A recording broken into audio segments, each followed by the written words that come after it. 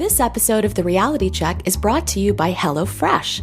Forget takeout. HelloFresh delivers all the ingredients for delicious, healthy meals anyone can prepare at home in less than 30 minutes. And HelloFresh is giving our Canadian checkers 50% off their first order. Go to hellofresh.ca and use promo code REALITY50 to get 50% off your first order. That's hellofresh.ca, promo code REALITY50. This is your reality check.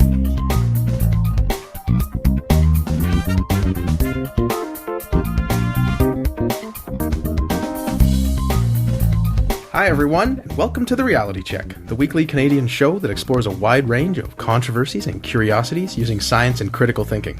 This is your show for Tuesday, December 13th, and I'm your host, Darren McKee. With me, as usual, are Adam Gardner. What's up, Cuboids? Christina Roach. Hello. And producer Pat. Hi, everybody. We have a great show for you today, as usual. 3 interesting segments. Adam is going to look into the science behind idiocracy. Basically, is natural selection making us dumb? Uh-huh. And then Christina is going to look into paid sick leave. Is it more or less costly? But first, Pat, what's the deal with truffle oil? So I listened to an interesting episode of the NPR podcast Planet Money a few weeks ago called A Trunk Full of Truffles. It follows someone known as Truffle Boy as he spends a day running around some of the fanciest restaurants in New York City selling $20,000 worth of truffles out of the trunk of his car. Wow. It was entertaining. It was. European white truffles can sell for as much as $3,600 a pound or $7,900 a kilo. Jesus. A 2-pound truffle once sold for more than $300,000. On that episode of Planet Money, they talked with one chef who made a dish of pasta, which is then covered with butter and 5 grams of shaved truffles. That's about the weight of a nickel. And the dish sells for $85. All that to say that truffles are among the most expensive ingredients in the world. So what are they? Well, it's fungus. Oh. Fungus that grows underground, usually close to a tree root. You could think of them sort of like mushrooms that grow underground.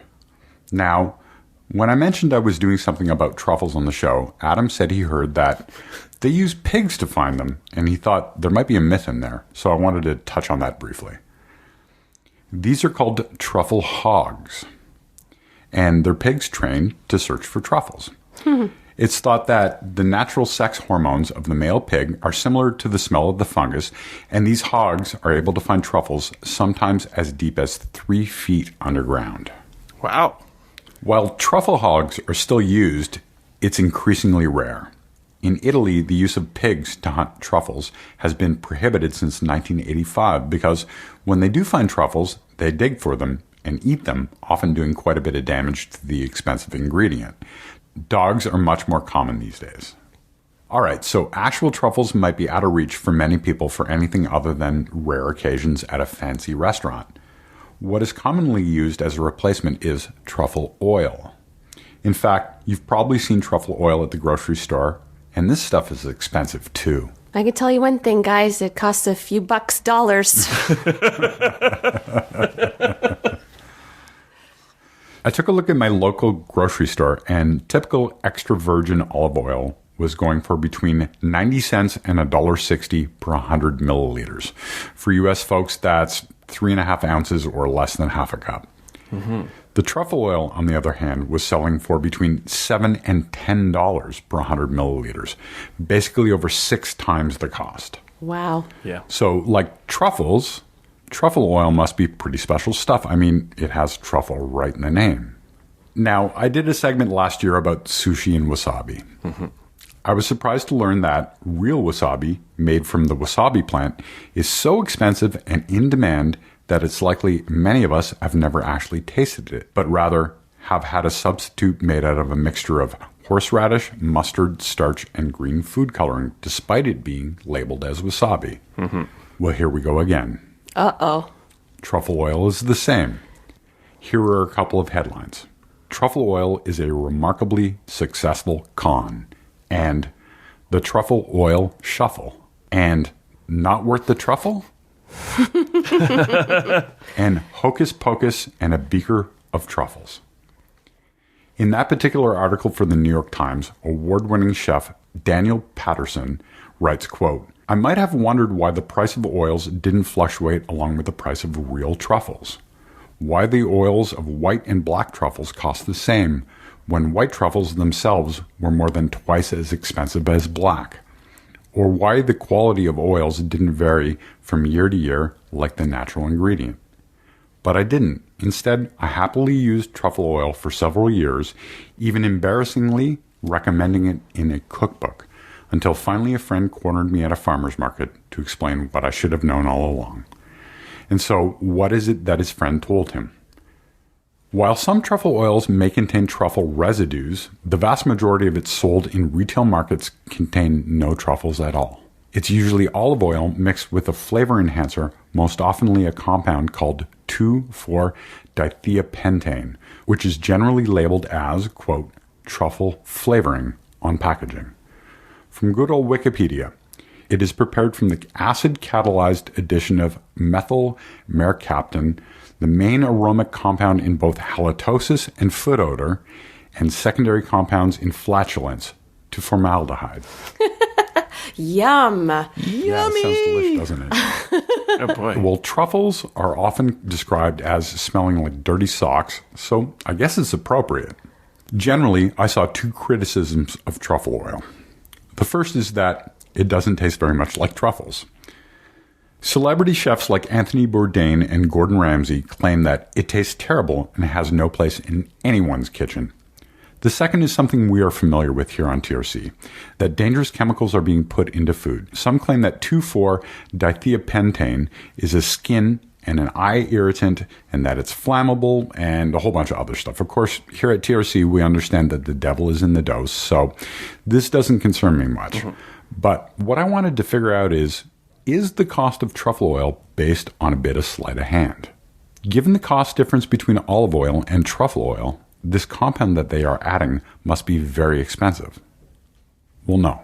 Ugh. After a lot of searching, I found a company that will sell you this truffle flavor to make your own truffle oil. The additional cost per 100 milliliters of olive oil? 31 cents. Man. It hardly justifies the price of 6 times the cost of olive oil. So go ahead and use truffle oil if you like it. There isn't anything wrong with it, but know that you aren't getting any real truffles, and many chefs and experts would say that you actually aren't getting much of the taste of real truffles either. Lastly, know that whether it's truffle oil in a dish at a restaurant or on the shelf at your grocery store, you're likely paying too much for a flavored olive oil that is similar to real truffles in name only. So I'm wondering if truffle oil actually does taste like truffles, because cost aside, or the fact that it's easier to synthesize shouldn't really matter if you're looking for that truffle taste. Agreed, Adam. I think what a lot of chefs and experts would say is that it has the odor of truffles, but does not in many ways Doesn't impart that same flavor. have the same flavor of truffles.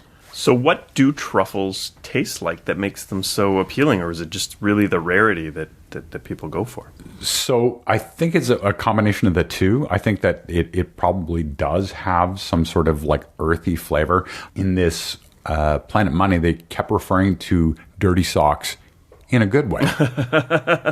That's the way they described it. I'd bet more on status signaling, like escargot and other expensive things that rich people eat and therefore other people think they have value and then become a thing that has value on its own. You can buy a little can of snails. It's not very expensive. But if poor people ate it, it maybe wouldn't cost so much, and then rich people wouldn't eat it.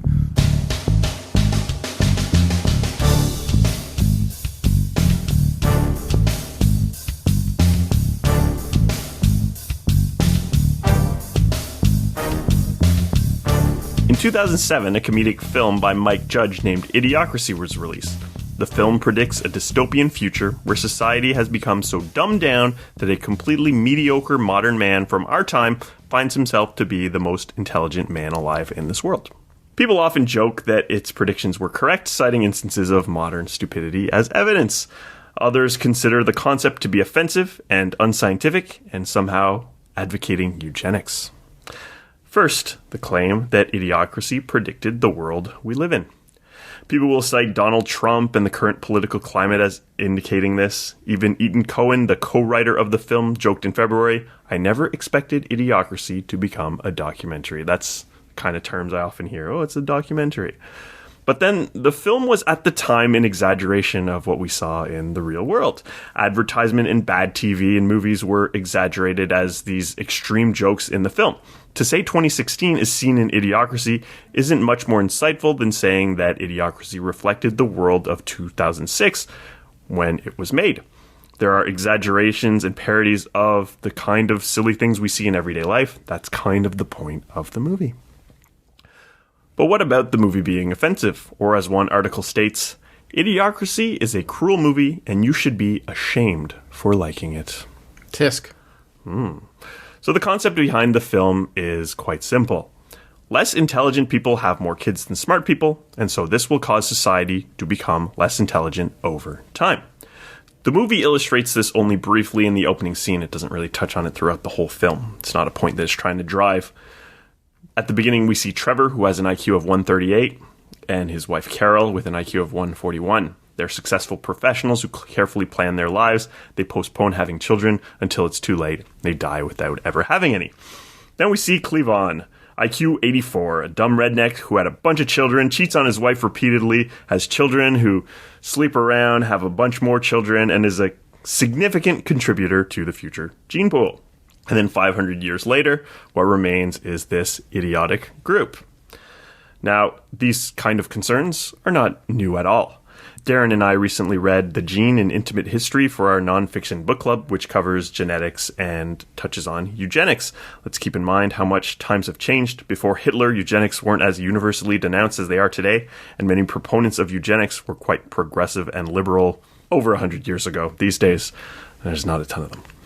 So Francis Galton, who first coined the term eugenics and the term nature versus nurture, was concerned about this in the 1860s.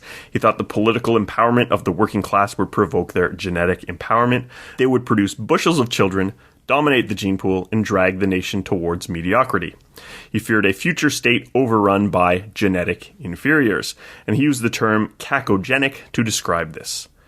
H.G. Wells, himself a proponent of eugenics, touched on similar ideas in the 1895 novel The Time Machine. The book describes a split in society between the Morlock and the Eloi. The Morlock, a regressive cannibalistic underground species with an aversion to light, is the end result of evolutionary pressures on the working class, and the Eloi, once high society, have evolved into a peaceful, childish species adapted to an environment where strength and intellect were not advantageous to survival. This isn't exactly the same as society of a whole tending towards mediocrity, but rather a splitting into two groups. The film Idiocracy does not advocate eugenics at all, as some say. There isn't really a solution to humanity becoming stupid that is suggested by the film. It simply has the premise that this might happen. Makes me think of Office Space. Office Space pokes fun at the world of offices, but what's the solution? Well, the main character becomes a construction worker at the end. It's not really advocating anything that we can take away from the film. So if your reason for not liking the film Idiocracy is that it advocates eugenics, then you're wrong. That's just not what the film is doing at all. But let's look at this idea. Is it at all plausible? People haven't gotten less intelligent since the idea was first suggested in the 19th century. Quite the contrary. IQ has been steadily increasing for years, and this is called the Flynn effect, and it shows a clear trend of IQ scores continuously rising since people began being tested. As a result, IQ tests have needed to be rebaselined consistently over the years. Now, there's no consensus of what accounts for this improvement, and there is some indication that it may be slowing down or may have stopped in developed countries. So much to say, while it may not be clear if the improvement is still occurring, the contrary, where people are gradually getting less intelligent, does not appear to be happening. As well, we might explore that more in a future show. Yeah, a lot of the things I'm going to talk about in this segment can probably be segments on their own, but I'm going to give sort of an overview to see if this idea makes sense. Now, we can't completely rule out the idea based on the fact that IQ is improving. Perhaps despite increases in IQ scores due to some factors, there is also a reduction of IQ due to this effect of less intelligent people having more children than more intelligent people, which is not strong enough to offset the Flynn effect, but may eventually. We can examine some facts to see if the argument has merit. Does intelligence correlate to income or status? Is intelligence heritable? And does intelligence correlate inversely to number of children? So I'm currently reading The Blank Slate, The Modern Denial of Human Nature by Steven Pinker. I'm enjoying it immensely. The book argues and demonstrates that a lot of how we end up is innate as opposed to being influenced completely by society, as a lot of people advocate. In truth, most things are a mix. And the idea is necessary to give this argument any merit. If society is the only thing which shapes people's minds, who are all created equal, then the idea really can't have any merit. But if our genes are a strong factor to intelligence, then we can perhaps tease this apart to see if it has any sense. Now, the movie portrays high-status people as intelligent and low-status people as being less intelligent. Can we say that status or income correlate to IQ? Well, income seems to correlate to IQ, with IQ being a tool to measure general intelligence. It's hard to tease out issues like socioeconomic status and education from IQ here, but it seems that when controlling for other factors, IQ does tend to lead to higher income. Charles Murray, who wrote the book The Bell Curve, found that IQ predicts income independent of family background. A 1995 report, Intelligence, Knowns and Unknowns, determined that IQ accounted for a quarter of social status variance and 1/6 of income variance. Parental socioeconomic status eliminates some of this, but only about 1/4 of the predictive power. There are other factors, and status and education certainly account for a lot of what IQ is, but innate intelligence, so far as we can account for it, seems to correlate to income, but it's less predictive of wealth. IQ is also highly heritable. By this we mean that intelligence is largely inherited genetically from one's parents, as opposed to being the product of a person's environment. Heritability is measured as a number between 0 for no heritability and 1 for the variation being totally genetic. The heritability of IQ is considered to be between 0.7 and 0.8. And just a quick note that the word heritable can mean many different types of things. For example, postal codes are highly heritable because you seem to get them from your parents, but you know it's not an actual biological transmission of information. So that word almost always seems to make people think of genetics, but it isn't always genetic in a biological sense. So in this sense, we're trying to show that it is sort of biological. So much to say family effects only account for about 1/4 of this variation. And to show this, adopted siblings, as an example, aren't more similar in IQ to their adoptive siblings than total strangers. So what about IQ and number of children? This is kind of the main crux of this whole idea. IQ has been inversely correlated to fertility in some research, though some argue that the correlation is not very strong. IQ seems to correlate inversely to the number of children more strongly than simply fertility. Education, which is linked greatly to IQ, seems to be a very strong contributor. A 1991 study found that high school dropouts had 2.5 children on average, while college graduates had 1.56. Now, it isn't hard to find reasons for this. Educated people tend to have children later, which means lower fertility rates at later age and less time to have large families. A number of researchers have suggested, as the film Idiocracy does, that a reduction in IQ is occurring because of this effect. A 1988 study by Rutherford and Sewell calculated a dysgenic decline in IQ of 0.57 IQ points per generation. A 2004 study by Richard Lynn and Marion Van Coort estimated a decline of 0.9 IQ points per generation, and a 2010 study by Meisenberg suggested a decline of 0.8 IQ points per generation. So they're basically using models based on these rates to try to predict how this effect could occur. This isn't proof that it's happening, but there are people that are suggesting that this is. And so the so-called Flynn effect would be even higher if this wasn't happening? Is that what we're also I believe that's the idea, but we don't really know what the Flynn effect is. There are so many factors that are influencing IQ that it's hard to tease this apart. Other things to consider. The factors that are contributing to this, did they even exist in our evolutionary environment? Because if they did, how would we even have gotten this intelligent? And if they are existing now, will they exist for long? Have they existed that long in the past? So it's a complicated issue, and we don't really know if it's going to go anywhere.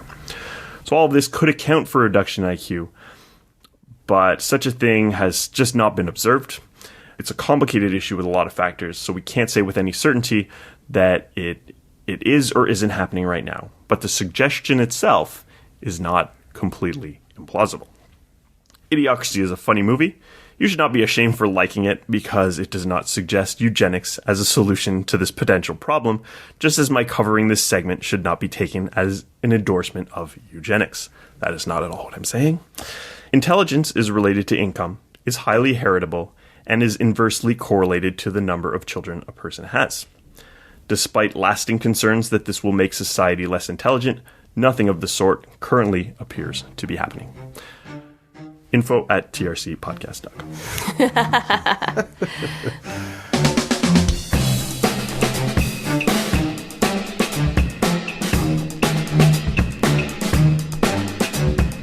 And now, on to paid sick leave. It's the best thing in the world, right, Cristina? Well, checkers, the season is upon us. And I don't mean the festive season. I'm talking about the season where you walk around your workplace like you're navigating a first-person shooter video game, trying to avoid all of those sickly coworkers coughing and sneezing. For many of us, it can be pretty annoying when someone unnecessarily plays the martyr, dragging themselves to work, you know who that guy is, and risking infecting everyone alongside them. But the stark reality is that many people actually can't afford to stay home because they don't have access to paid sick leave. The New York Times published an eye-opening story by health economist Austin Fracht a couple of months ago called "The High Costs of Not Offering Paid Sick Leave." A recent poll of working adults by NPR and the Harvard T.H. Chan School of Public Health found that at least half of restaurant and hospital employees, two work environments you definitely want to mitigate the chance of disease spreading around, go to work even when they have flus or colds. In the U.S. alone, about 1.5 million Americans without paid sick leave go to work even though they feel ill. There's actually a term for this. It's called sickness presenteeism. Adam, Darren, and Pat, you guys all get paid sick leave, don't you? Yep. Yeah, I have unlimited sick leave, but that's not to say I can take as much as I want. But it's a pretty good deal. Really, it is not counted. Like there's no bank. It's pretty good. But it's not like Darren and I where we actually bank a certain amount of sick leave per month. Yeah, and like carry over and all that stuff. It's nothing like that. Right. Well, in Canada, labour policy is mainly a provincial jurisdiction, but most provinces provide workers with some days off during short-term illness, to your point, Adam. Many industrialized countries already require employers to offer paid sick leave to all employees. However, you guys might be surprised to know, with the exception of Prince Edward Island, no province or territory in Canada guarantees a minimum number of paid sick days for employees, and likely not a surprise, the lower an employee's pay, the less likely they are to be covered by a voluntary sick days policy. Interesting. According According to a recent Huffington Post article, in Ontario alone, Canada's most populated province with 13.6 million people in 2014, 1.6 million Ontarians cannot rely on any labor legislation for protection against losing their jobs for taking a sick day without pay. Wow. Currently, there's a big push from a coalition of doctors, healthcare providers, and employees to change this. And Ontario's provincial government has also commissioned a review of the Employment Standards Act. Now, for our U.S. listeners, the U.S. Center for Economic Policy and Research found that the U.S. is the only country that doesn't guarantee paid sick leave or require employers to provide it after reviewing paid sick leave policies in 22 countries ranked highly in economic and human development. Current U.S. law also doesn't protect one from being fired if they miss work due to illness. Some exceptions are U.S. state or federal government employees, and as of November of this year, Connecticut, California, Massachusetts, and Oregon are the only states with statewide paid sick day laws. In a progressive move, restaurant chain Chipotle Mexican Grill instituted countrywide paid sick leave after experiencing norovirus outbreaks earlier this year. I'm sure you guys heard about that in the news. This encourages workers to stay home when sick and reduce the spread of infectious disease. And many recent studies back up their theory that not only can paid sick leave coverage reduce the spread of disease, but also create safer work environments and reduce healthcare costs. Fracht mentions in his New York Times piece a study that estimated lower productivity of sick workers costs employers as much as their medical care. The National Bureau of Economic Research released a paper citing cities and states required to offer paid sick leave. So Washington, D.C., Seattle, New York City, Philadelphia, and as well as the states I mentioned earlier, had fewer cases of seasonal flu than other comparable cities and states. According to the American Public Health Association, an additional 7 million people contracted the H1N1 flu virus in 2009 because people showed up at work while infected. So this is just people showing up at work, making other people at work sick. Right. The illness has led to 1,500 additional deaths. Other benefits are that employees may use the time for preventative care, nipping potential worse health problems in the bud. Studies also show sick workers may be prone to more on-the-job injuries. The American Journal of Public Health found that workers with paid sick leave in industries where accidents and injuries are more prevalent, like mining and construction, experienced fewer injuries and accidents than workers without paid leave. Another study found those who work when sick are more likely to have heart attacks than those who take time off. Nursing homes that provide employees with paid sick days have lower rates of respiratory and gastrointestinal illnesses among the patients those employees care for. Other studies show that paid sick leave enhances productivity and reduces turnover. Children also benefit when their parents can stay home to care for their kids or afford the time to take kids for checkups and immunizations. Now, obviously, paid sick leave isn't free, and some argue that the cost of providing paid sick leave could result in lower wages or other benefits being affected, like reduced vacation time. Not surprisingly, many major employer and industry trade associations oppose any proposals mandating businesses provide paid sick leave, raising concerns of the increased cost to business owners. But employers would be well served by taking a long view approach and studying the compelling evidence around the potential economic gains of paid sick leave policies, including infection control, reduced employee turnover, and absenteeism, and healthcare cost savings overall. So yeah, checkers, you can go into work tomorrow and tell them I said so. You can take the day off if you're sick. I'm not going to go into work and tell them I said If you'd like us to write you a note, send $100 to info@trcpodcast.com. And thanks for joining us once again. Pat showed us that if you like normal oil with the smell of artificial fart, then truffle oil is probably for you. Check your ingredients. Adam showed us that chances are natural selection isn't making us dumber. It's a very complicated issue, but IQ seems to be on the rise. And Cristina explored paid sick leave, which seems to have numerous benefits, and whether those outweigh some of the costs might depend on your point of view. Until next time, think better to act better. Peace out, cuboids. Stay classy, not smart-assy. Good night, everyone. For show notes or to discuss this episode, visit our Facebook page and website at trcpodcast.com. For general inquiries or to send a topic or parody suggestion, email info@trcpodcast.com. Help support the show by leaving a review on iTunes and liking us on Facebook. Follow us on Twitter at @TRC_podcast.